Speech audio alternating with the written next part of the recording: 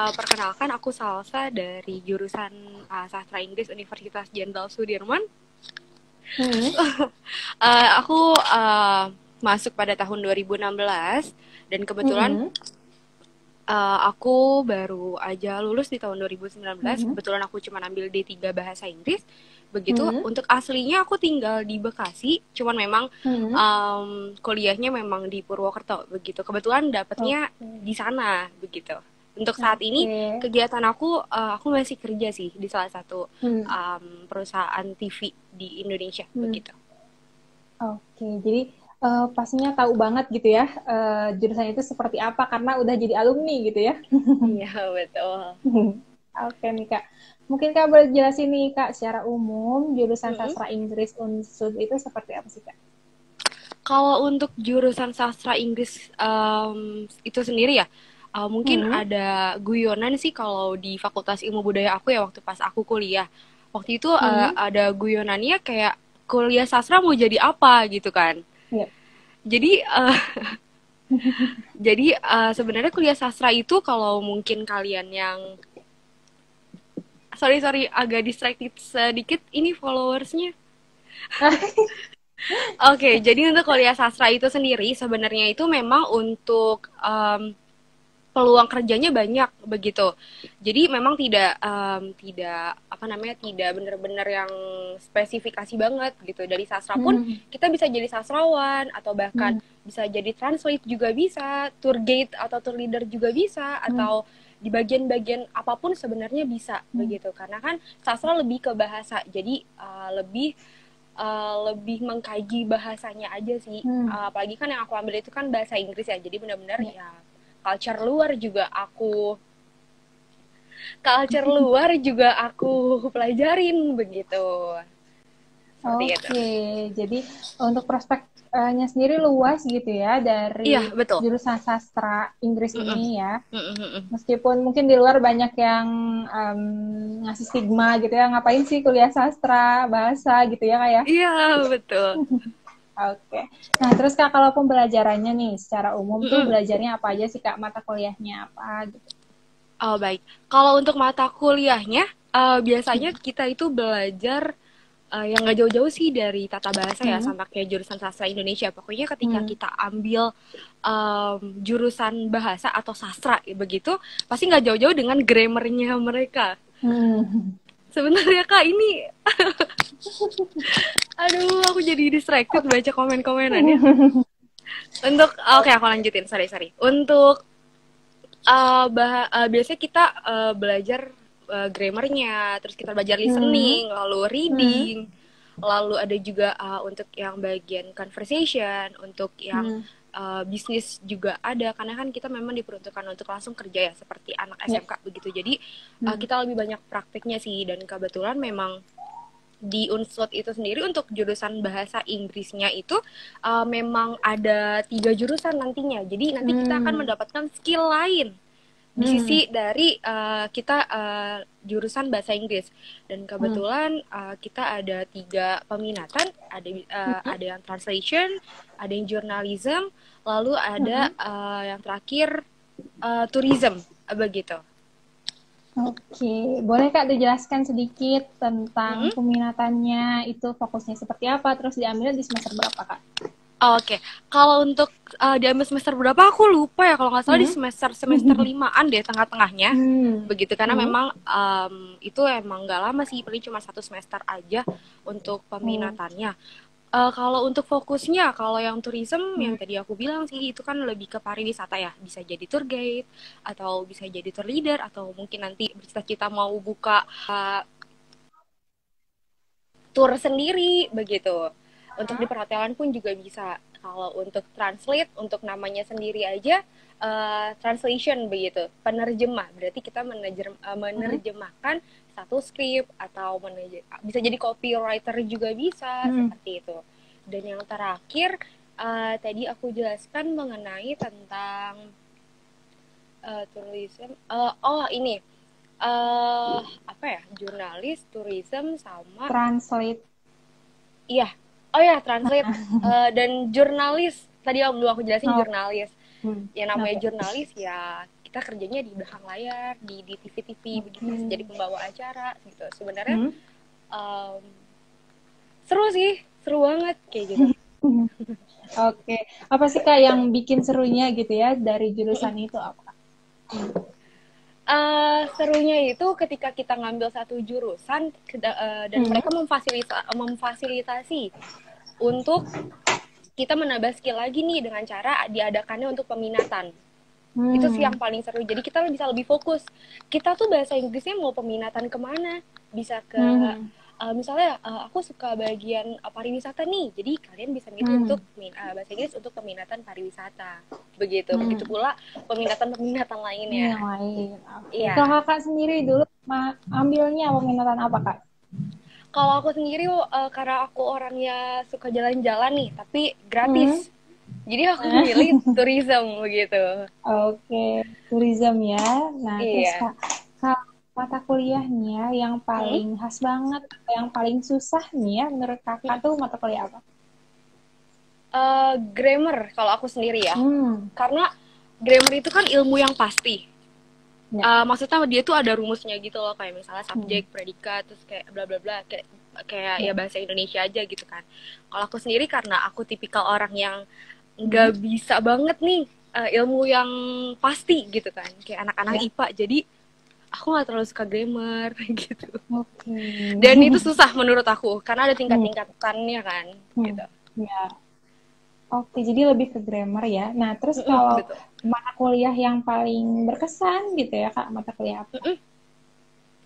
Kalau untuk mata kuliah yang paling berkesan, karena aku orangnya suka ngomong ya, talkatif gitu, jadi aku lebih suka sama mata kuliah conversation mungkin. Iya, karena kan lebih langsung speaking kan, gitu. Ya.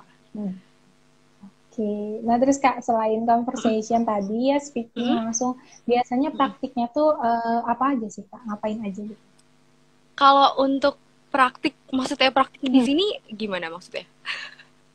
Praktik, kan kalau misalnya sastra biasanya ada praktik speaking atau writing gitu ya, kayak selama kuliah itu seperti apa nih Kak biasanya? Oh, iya, kalau untuk praktik di setiap mata kuliah biasanya memang dosen mengharuskan kita untuk melakukan praktik. Misal memang mata kuliah conversation ya, dimana kita harus kadang suka ada tugas kan. Aduh, aku ke distract lagi nih, sorry. Jadi iya, jadi yang tadi aku bilang gitu. Jadi biasanya dosen suka ngasih apa namanya tugas yang dimana memang kalau misalnya kelas conversation kita harus speaking atau kita debat kayak gitu, atau presentasi mungkin sekedar itu aja sih kalau untuk prakteknya dalam kelas. Oke. Nah, terus Kak, balik lagi ya ke waktu baru masuk gitu ya. Apa sih yang jadi alasan sampai akhirnya milihnya di sastra Inggris Unsur ya? Sebenarnya kepikiran buat ngambil sastra Inggris tuh nggak ada ya, karena aku mikirnya dulu gimana caranya nih dari ribuan orang aku harus masuk negeri gitu kan. Dulu pemikirannya tuh kayak gitu.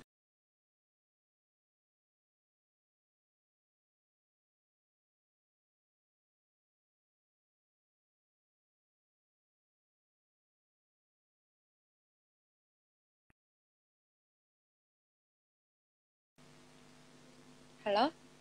Oh iya, Kak Salsa? Oh, iya, tadi sempat nge-stuck videonya. Oke, aku lanjutin ya.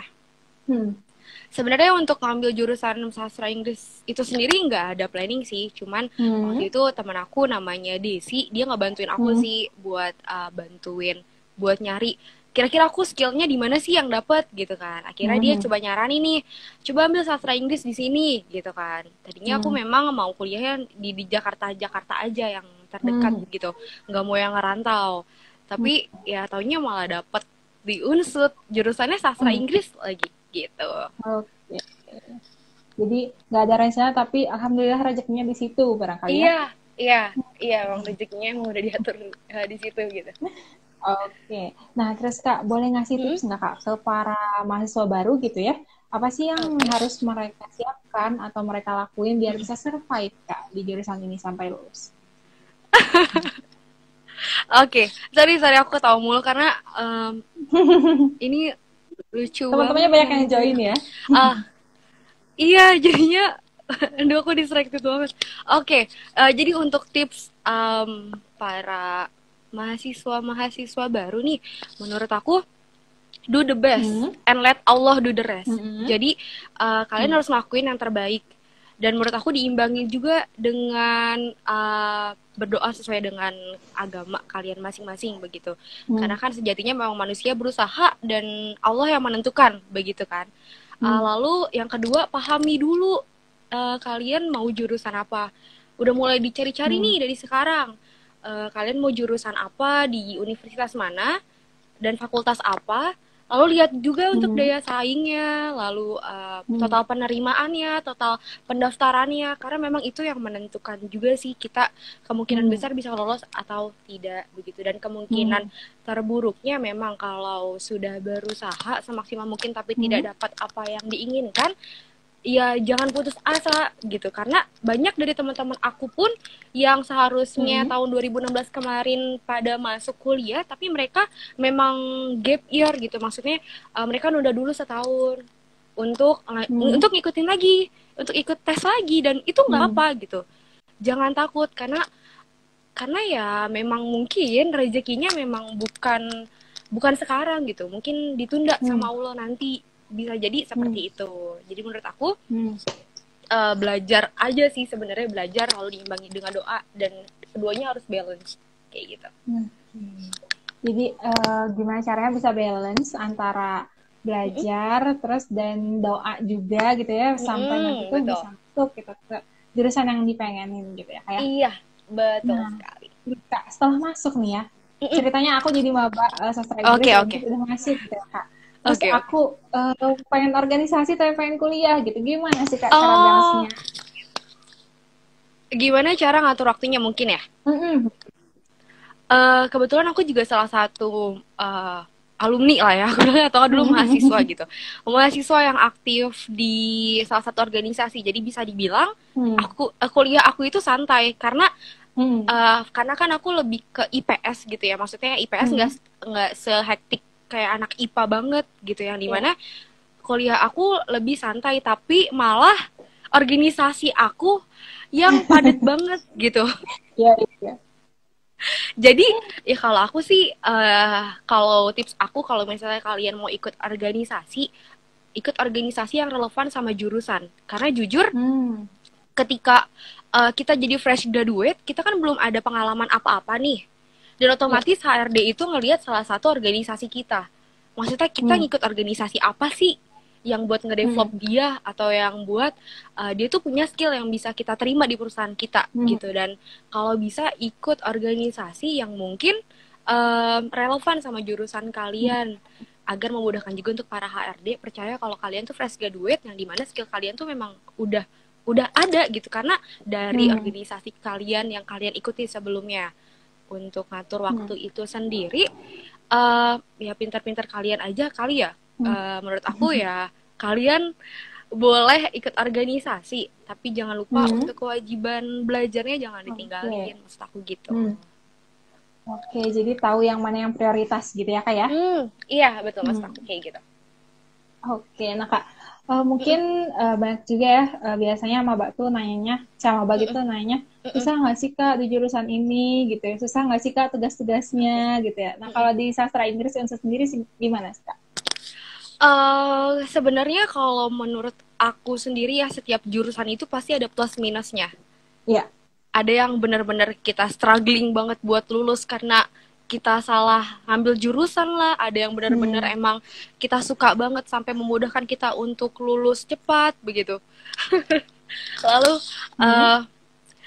ya sebenarnya sih kalau untuk aku sendiri karena aku suka gitu ya, jadinya ya Hmm. nggak terlalu susah-susah banget, tapi adalah Hmm. satu mata kuliah yang menurut aku susah gitu. Jadi setiap Hmm. mata kuliah itu ya tadi aku bilang ada susah dan ada enggaknya gitu, tergantung Hmm. kitanya aja sih, tergantung sudut Oke. pandang kita. Kalau misalnya memang mindset kita bilang kita bisa gitu, pasti bisa kan.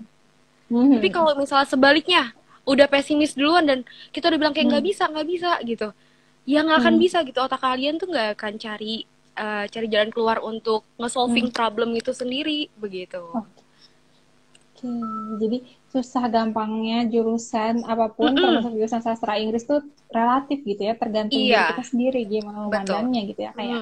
Betul betul. Oke, nah terus Kak, kalau misalnya mau Mm-mm. gabung nih jadi mahasiswa sastra Inggris di Unsud, itu jalurnya ada apa aja sih Kak? Jalurnya kalau dulu kan aku namanya, Hmm. kayaknya sekarang namanya udah beda deh. Kayaknya Hmm. sekarang kayak LBPTN apa gitu. Kalau dulu Hmm. kan aku masih ada SNM. SNMPTN, SBM sama Mandiri. Jalurnya tuh ada 3 begitu. Hmm. Jadi untuk yang tesnya itu ya memang kalau misalnya kalian males belajar nih, ya Hmm. harus dari rapot aja. Berarti kalian harus benar-benar berusaha banget nih dari kelas 1 sampai kelas 3 SMA untuk Hmm. memperbagus nilai rapot. Jadi ya harus grafiknya harus naikkan salah satu untuk kita Hmm. mendapatkan jalur undangan begitu. Jadi Hmm. ya jalur undangan bisa, jalur seleksi bersama pun Unsur juga menyediakan, dan yang terakhir jalur mandiri begitu. Hmm. Sama sama kayak Hmm. universitas-universitas lain. Hmm. Oke, nah sambil kita tanya jawab gitu ya untuk teman-teman Boleh. yang misalnya punya ada pertanyaan, boleh banget di komen, nanti pertanyaan teman-teman akan aku bacakan di akhir pertanyaan utama dari aku gitu. Boleh silakan kalau misalnya ada pertanyaan ya. Nah, oke, kita lanjut nih Kak. Kalau misalnya Mm-mm. lupa pertanyaannya. Iya nggak apa-apa. Kalau misalnya ini Kak, setelah lulus nih ya, kan Kakak udah Mm-mm. lulus nih. Waktu itu pas lulus itu apa sih Kak? Mungkin ada harapan atau cita-cita waktu lulus tuh gimana sih Kak? Mungkin bisa jadi inspirasi buat teman-teman nih nanti setelah lulus gitu untuk merencanakan hal ke depannya. Kalau untuk aku sendiri ya cita-cita lulus, sebenarnya aku pengen banget sih kerja di salah satu e-commerce Hmm. sebenarnya ya, karena memang yang sekarang tuh paling hits banget tuh e-commerce Hmm. e-commerce gitu nggak sih kalau untuk tahunnya Iya. aku gitu ya. Hmm. Tapi ya alhamdulillahnya, ya walaupun nggak maksudnya belum ya, kita Hmm. bilang belum sempat kerja di e-commerce, tapi aku sekarang alhamdulillahnya masih kerja juga di MNC TV gitu. Jadi Hmm. ya nggak e-commerce tapi ya big company juga, it's okay gitu. Hmm. Soalnya dulu pernah berpikiran aku pengen banget nih kerja di salah satu perusahaan tapi yang udah punya nama kayak Hmm. wow aja gitu sebenarnya. Hmm. Cuman itu aja sih aku mimpinya, dan alhamdulillah sudah tercapai begitu. Ya, alhamdulillah ya Kak ya berarti ya. Oke Kak, boleh diceritain sedikit suka duka selama kuliah itu apa aja sih Kak? Oke, kalau untuk suka dukanya, bentar sebentar. Oke. Suka duka pas kuliah ya. Kalau sukanya mungkin namanya anak kosan ya. Jadi Hmm. ya bebas gitu, maksudnya bebas di sini dalam konotasi positif, yang dimana Hmm. ketika kita lagi aktif organisasi atau ada acara kampus gitu kan, Hmm. ya kita bisa pulang malam gitu tanpa harus tanpa harus takut ketinggalan kereta atau Hmm. pulang malam-malam gitu kan. Bebas sih sebenarnya, enak juga. Sukanya yang Hmm. lainnya, aku lebih belajar sama culture orang Jawa aja kali ya, kayak gitu. Hmm. Culture lain juga dengan teman-teman baru, terus networking aku juga masuk. Jadi kalau misalnya mau liburan, aku mau ke sini nih, siapin tempatnya. Jadi Oke. kayak iya, ada aja networkingnya kayak gitu. Sukanya Hmm. banyak juga kok teman-teman dari satu kota, punya perhimpunan bareng-bareng gitu. Terus kadang suka bertukar pikiran. Hmm. Kalau untuk dukanya ya kadang homesick. Emang nggak bisa dipungkirin sih, kalau untuk Hmm. orang kos tuh kadang aku homesick. Tapi itu cuma semester satu 2 Iya. 3 maba-maba aja. Nanti Iya, lama-lama iya. lupa pulang Hmm. juga ya lupa gitu. Hmm. Terus dukanya ya jauh dari keluarga aja sih, kalau aku kayak gitu aja. Hmm. Oke, tadi ada sukanya, ada dukanya ya yang mewarnai kehidupan kuliah gitu ya Kak ya. Iya, betul. Dika, pertanyaan terakhir barangkali ya Kak, Boleh. dari Senjani ZN. Aku Iya. anak IPA, tapi pengen masuk ke sastra Inggris. Bisa nggak Kak? Wah, bisa banget. Aku pun juga sama. Dulu tuh aku anak IPA. Karena Hmm. waktu itu aku didoktrin kan, IPA aja gitu. karena IPA itu jurusannya banyak banget dan kalian bisa, Hmm. maksudnya luas dibandingkan IPS. Ya. Terus akhirnya, padahal psikotes aku menunjukkan aku itu ke IPS, tapi karena memang Hmm. dari kepala sekolah support aku buat IPA nih, karena nilai IPA aku Hmm. bagus gitu kan. Akhirnya ya udahlah, dulu kan namanya SMA ya. Ya udahlah aku IPA gitu kan, 3 tahun tuh IPA. Terus pas aku lihat kuliahannya, kayaknya aku nggak bisa IPA deh gitu kan, karena emang dari akunya sendiri aku nggak suka hitung-hitungan.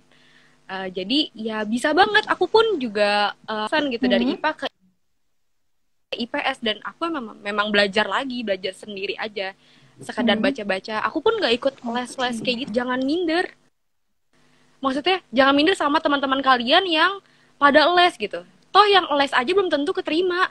Jadi ya udah, Hmm. kita belajar-belajar sendiri. Toh dari internet juga banyak kan, kayak soal-soal SBM Unsut 2000 berapa. Jujur waktu itu aku cuma cari dari internet, dan memang pas aku Hmm. tes ada beberapa soal yang sama yang Hmm. keluar. Jadinya ya bisa banget gitu, kalau misalnya kalian mau masuk sastra, bisa banget. Cross jurusan juga bisa, nggak ada yang nggak bisa sih sebenarnya, semua bisa gitu.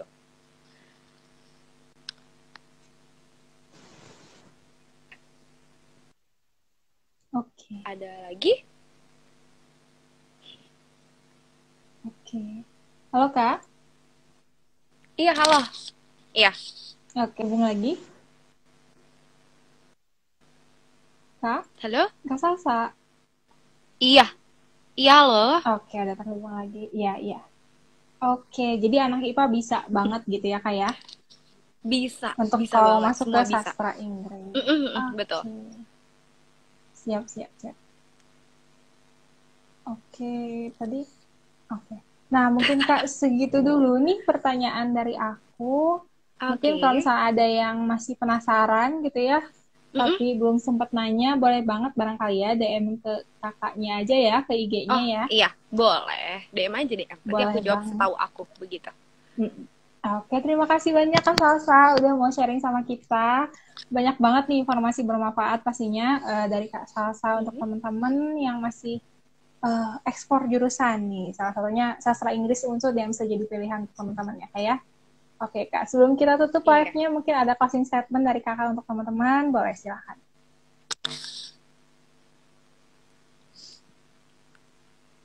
Closing statement dari aku maksudnya, maaf. Iya. Oh, oke. Sebelumnya aku mau bilang terima kasih dulu untuk semuanya, terutama yang dari tadi ngeledekin aku, yang Hmm. buat aku jadi distracted banget ini nih. Terima kasih banyak pokoknya semuanya yang udah nonton live-nya. Semoga apa yang aku paparin uh, bermanfaat buat kalian. Dan yang sesuai tadi aku bilang, always do the best and let Allah do the rest. Kayak gitu Hmm. aja. Sekian dari aku. Terima kasih banyak untuk mbaknya. Iya. Hmm. Sampai Oke, jumpa di terima kasih kemudian banyak hari. juga kakaknya udah mau sharing Oke. sama kita. Terima kasih banyak juga teman-temannya kakaknya yang udah Kak Salsa yang udah gabung sama kita. Terima kasih sudah meramaikan. Oke, semoga Kak Salsa sukses terus dan sehat selalu ya Kak ya. Amin. Terima kasih. Amin. Terima kasih. Makasih. Assalamualaikum.